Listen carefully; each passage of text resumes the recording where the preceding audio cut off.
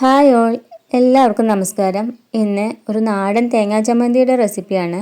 ചമ്മന്തി ഇഷ്ടമില്ലാത്തവർ ആരും ഉണ്ടാവില്ല. അപ്പോൾ വളരെ പെട്ടെന്ന് ഉണ്ടാക്കാൻ പറ്റിയ നല്ല ടേസ്റ്റി ആയിട്ടുള്ളൊരു തേങ്ങാ ചമ്മന്തിയുടെ റെസിപ്പിയാണ്. ഇതിനായിട്ട് ഒരു മുറി നാളികേരം ചിരകിയതാണ് എടുക്കുന്നത്. അത് മിക്സിയുടെ ചെറിയ ജാറിൽ ഇട്ട് കൊടുക്കുന്നുണ്ട്. എപ്പോഴും ചമ്മന്തി ഉണ്ടാക്കുമ്പോൾ ചെറിയ ജാർ എടുക്കാൻ നോക്കുക. അതിലേക്ക് 3 വറ്റൽമുളക്, ഒരു 5 ചെറിയ ഉള്ളി,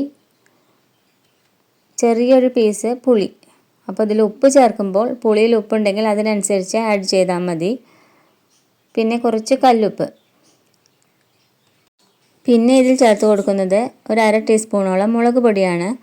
മുളക് പൊടി ചേർത്ത് കൊടുക്കുന്നത് ചമ്മന്തിക്ക് കുറച്ച് കളർ കിട്ടാൻ വേണ്ടിയിട്ടാണ്.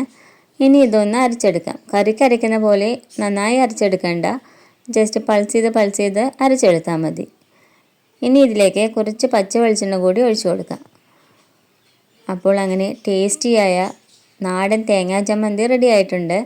ചൂട് ചോറിൻ്റെ കൂടെ തേങ്ങാ ചമ്മന്തി കൂട്ടി ഒന്ന് കഴിച്ചു നോക്കൂ.